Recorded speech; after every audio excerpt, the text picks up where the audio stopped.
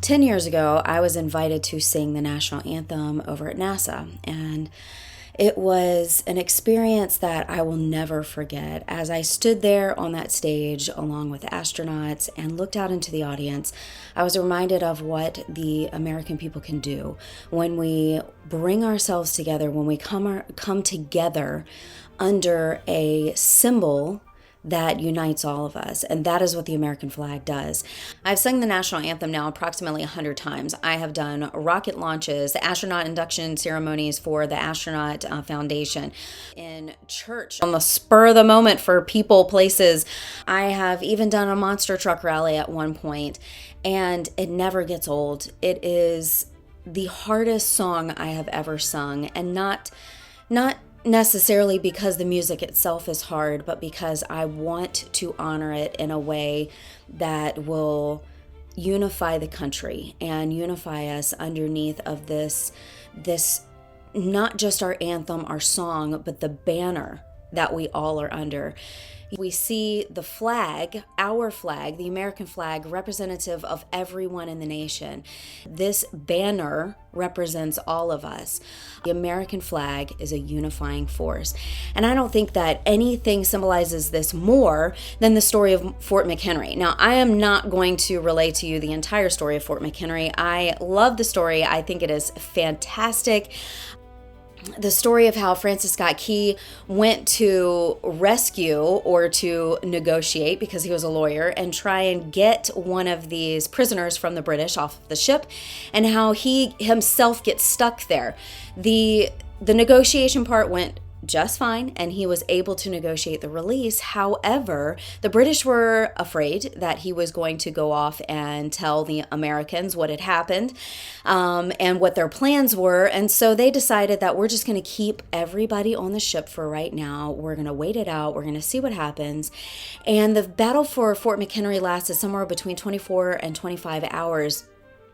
There were two flags that were created. One was for storm and one was for the fort itself. And the fort flag was a massive, massive flag. These flags were commissioned approximately a year ahead of time. And the lady who created these flags employed her family as well as a servant that she had in the household. So the flag had been touched by all walks and all people. And that is important to remember. The storm flag went up first because it was storming. There was a storm that had come through, and the actual Star Spangled Banner flag was too big and would have become too heavy and actually probably ripped apart. This was made of wool, and so the fabrics would have been completely soaked in water and would have torn. And they had that one up for the entirety of the battle.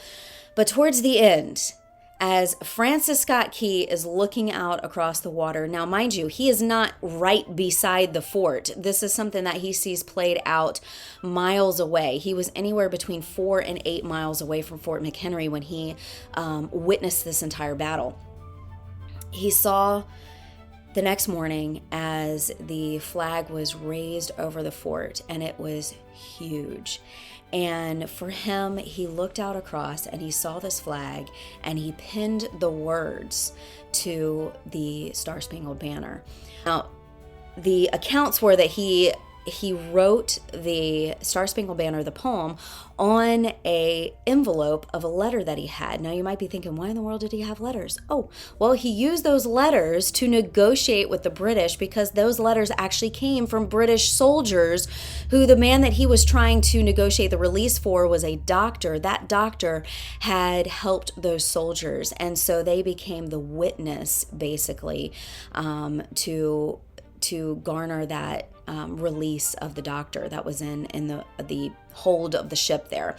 The Star Spangled Banner, the words to it, which I'm going to read later on, a lot of times we only read the very first verse. And in fact, that's the only verse that's actually sung. When I perform, that is the only verse that is sung. But I think the final verse, the last verse, the fourth verse, is one of the most moving verses of all of it. And I find it interesting. I heard someone say the other day that as a lawyer, Francis Scott Key would have created the fourth verse would have been the most important, because it was almost like the closing argument of a debate. And that makes sense. We look at all of the things that the Supreme Court has handed down this past week and all of the decisions they've made. We do not remember any of the things that they talked about at the beginning or in the middle, but we remember, and what is being most quoted right now is the closing arguments. And so those are the things that are, I think, are kind of cool, kind of important. So we'll be reading that later on in this discussion. But the thing that I really want to get to is a little bit of family history. So my grandparents, my grandmother on my mother's side was a British immigrant, and she came over actually the same year that the Titanic sank, so in 1912. Well, 2 years later, my grandmother on my father's side was attending a celebration in Baltimore, and she brought back a little memento, a little pin, and I'm going to show that to you. This tiny, tiny little pin. Can you see that? See if I can get it in there pretty good. It was, and I'll read it to you, and I'll post pictures. You can go to my website and you can view pictures of this pin. There is a paper back to it, and it says Baltimore on the back, as well as other things. It's kind of difficult to see right now. But the pin itself has a flag on it, and the flag in 1914 would have, of course, been different from the original Star Spangled Banner. The flag in 1914 only had 48 stars because we were missing 2 other states at that time. But this was the Star Spangled Banner Centennial, and it was in Baltimore, Maryland in 1914. This tiny, tiny little pin, and I'm going to post some pictures of some other items that were at that celebration. This celebration reminds me of some of the things that are happening right now in DC. In fact, I'm going to put this on so I don't lose it because it's so tiny. There it is. So the celebration that is happening in DC right now, we of course have the Star Spangled Banner, the original flag that flew over Fort McHenry, and that the Star Spangled Banner anthem, our anthem was written from, is actually in the Smithsonian, one of the Smithsonian museums, and you can go and see that today. It is huge. It is actually smaller than it was originally because people and mementos mean something. So a lot of people back during that time, they would cut off a little piece of it and they would give it to dignitaries or people as gifts or mementos from the actual Star Spangled Banner. So it's a little bit smaller than what it originally was. Now, this celebration actually happened in Baltimore, Maryland, 100 years after the Battle of Fort McHenry and the writing of the Star Spangled Banner. And I just want to touch on some highlights from this celebration. It was, from all accounts, pretty spectacular. I was able to find a booklet that they gave out or sold to people. They gave out, I think, a certain amount of them to the main players in that celebration, but they also had some that were for sale. You can still find some of these for sale on eBay. So do a little search. It's kind of fun to see some of that actual history. The programs that were handed out gave the entire story of the Star Spangled Banner and goes into great detail. So I suggest you look below. I'm going to post a link to that below, and you can read and look at that entire thing. But this whole celebration was from all across the country. And I think one of the most fantastic things that was done was this living flag. Now, there were over, I think it was like 6,500 school children dressed up like the American flag. Now, I don't mean they wore an American flag on the front of them. I mean they actually were in the colors. They wore white or blue or red, and they stood, I don't know for how long, but they stood on this platform and they were the American flag. They held stars, and pretty cool to see all of these people coming together. This whole thing happened a couple of weeks after World War I actually started. Some of the other things that were happening were pageants and naval demonstrations, concerts, patriotic speeches, fireworks. Of course, we can't have anything without fireworks. Exhibitions on Baltimore history. There was music everywhere, and I think that one of the things that gets overlooked in our country with regards to national pride, with our pride in our country, is music. We have some fantastic music that was written. And I think that when I think about the American music, I think about John Philip Sousa, and I think of all the amazing hymns that were sung. And this goes back to the banner, to the flag, to the things that we hold dear and that we can all come together underneath. There's a misconception that the national anthem was, sometimes we conflate it with being written during the time of the Revolutionary War, and it wasn't. It was written during the War of 1812, which is not one of these very well known or talked about wars. We have the Revolutionary War, and then somehow we skip over everything else and go straight to the Civil War, and we miss the part of America that brought us together as a people and brought us together under this banner, this Star Spangled Banner, this amazing flag, and the anthem that was written. Like I said earlier, Francis Scott Key was a lawyer. He was also a devout Christian, and he was a mediocre poet. He wasn't that great. However, the Star Spangled Banner has gone down in history as one of the most beautiful songs, or at least maybe I am a little bit biased. I do think that the words are absolutely beautiful, and we're going to read them in just a few minutes.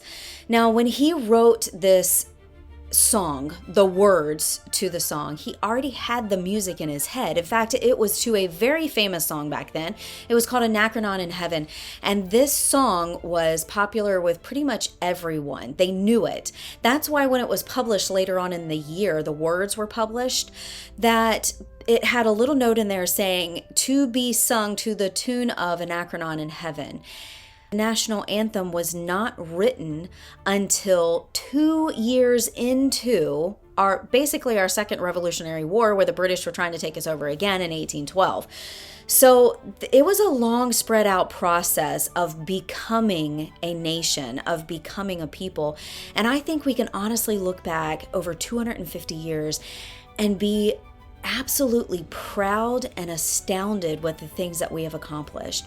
I haven't been a part of all of it. I have been a tiny little blip in this grand scheme of what the United States is. But when I look at things like this tiny little pin, and I'm reminded of how the country has been celebrated over the years, how 100 years after the national anthem was written, my grandmother was standing as a small child and was enjoying the festivities. She was a part of this country. She was a part of the nation, and where it had come in just 100 years. That's pretty amazing. I'm going to read the words to the Star Spangled Banner. "Oh, say can you see by the dawn's early light what so proudly we hailed at the twilight's last gleaming, whose broad stripes and bright stars through the perilous fight o'er the ramparts we watched were so gallantly streaming? And the rocket's red glare, the bomb bursting in air, gave proof through the night that our flag was still there. Oh, say does that star-spangled banner yet wave o'er the land of the free and the home of the brave? On the shore dimly seen through the mist of the deep, where the foe's haughty host in dread silence reposes. What is that which the breeze o'er the towering steep, as it fitfully blows, half conceals, half discloses? Now it catches the gleam of the morning's first beam. In full glory reflected now shines in the stream. 'Tis the Star-Spangled Banner, oh long may it wave, o'er the land of the free and the home of the brave. And where is that band who so vauntingly swore that the havoc of war and the battle's confusion a home and a country should leave us no more? Their blood has washed out their foul footsteps' pollution. No refuge could save the hireling and slave from the terror of flight or the gloom of the grave, and the Star-Spangled Banner in triumph doth wave o'er the land of the free and the home of the brave. Oh, thus be it ever when free men shall stand between their loved home and the war's desolation. Blessed with victory and peace may the heaven-rescued land praise the power that hath made and preserved us a nation. Then conquer we must, when our cause it is just. And this be our motto, in God is our trust. And the Star Spangled Banner in triumph shall wave o'er the land of the free and the home of the brave. What an absolutely beautiful poem written by an amateur poet, a lawyer, a Christian, a man who was just trying to save a friend. I hope that this season, this 4th of July, and not just 4th of July, but this entire year of celebrating the 250 years that we have been an independent nation, I hope that somewhere you can find that this banner, this American flag, is the one that flies over all of us, that brings us all together, and that you should find some comfort in knowing that we are one nation under God, indivisible, with liberty and justice for all. I love this country and I love what it represents. And I'm so proud that we have this flag, that we have this remembrance. I am so excited that I have this tiny little piece of history that I can be a part of, this forgotten thread that has found its way down through time to me. And I'm so thankful for my family, my grandmother who came here as an immigrant. I am so proud of her becoming a citizen of the United States and being a proud American her entire life. And I'm so thankful for the Americans that were here before, my other grandparents, the one who stood there probably waving her tiny little flag somewhere in Baltimore, enjoying the festivities of the 100 years of the national anthem. We are now past the 200-year mark of when the national anthem was written. I hope that you sing it today. I hope that you sing it every single time that you hear it. I hope that you think about your family and the things that this country has given to you as a recipient of those who have come before us. I am hoping that this country will come together, that we can celebrate together, that we can not only see that flag flying, but we can listen to the bombs bursting in air, the fireworks, and all of the things that are going to be happening today and tomorrow, and probably for the next week or so as we listen to the remnants of fireworks going off in our neighborhoods and people laughing and having a wonderful time. I hope that you take a moment to remember those who have passed away, those who have died in fighting for our freedom. I hope that you remember what each piece and part of the flag means and represents for us as a nation.